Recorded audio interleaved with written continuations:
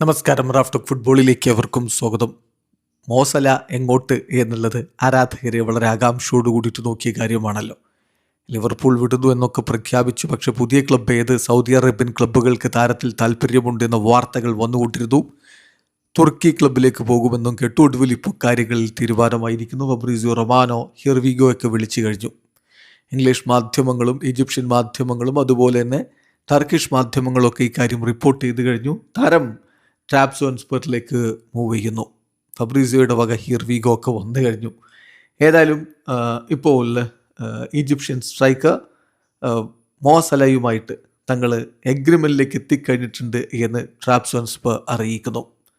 സല 2 വർഷത്തെ ഡീലിലാണ് എത്തുന്നത്. ഫ്രീ ഏജൻ്റായിട്ട് താരം ലിവർപൂൾ വിടുന്നു. 2 വർഷത്തെ ഡീലിലാണ് ടർക്കിഷ് ക്ലബിലേക്ക് എത്തുന്നത്. ഇനി തുർക്കിയിൽ ഇടക്കാലത്ത് താരം സൗദി അറേബ്യയിലേക്ക് ജോയിൻ ചെയ്തേക്കുമെന്ന തരത്തിൽ വാർത്തകളുണ്ടായിരുന്നു. പക്ഷേ അത് സംഭവിച്ചില്ല. പകരം തുർക്കിയിലേക്ക് പോകാനാണ് അദ്ദേഹം തീരുമാനിച്ചത്.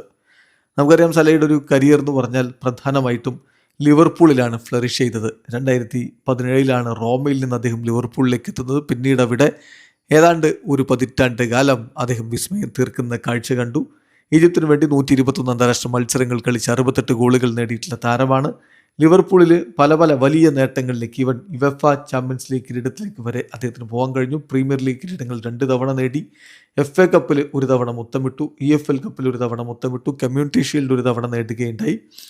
അതുപോലെ യുവേഫ ചാമ്പ്യൻസ് ലീഗിലെ കിരീടം നേടുകയുണ്ടായി. 2018-19 2 തവണ റണ്ണേഴ്സ് അപ്പ് ആവുകയും ചെയ്തു. യുവേഫ സൂപ്പർ കപ്പിൽ മുത്തമിട്ടിട്ടുണ്ട്. ഫിഫ ക്ലബ്ബ് വേൾഡ് കപ്പിൽ 2019 മുത്തമിടുകയുണ്ടായി. അങ്ങനെയൊക്കെ വലിയ നേട്ടങ്ങൾ ലിവർപൂളിൽ നേടിയ ശേഷം അദ്ദേഹം ഇനി തുർക്കി ക്ലബ്ബിൽ കളിക്കുന്നു. വീഡിയോ അവസാനിക്കുന്നു.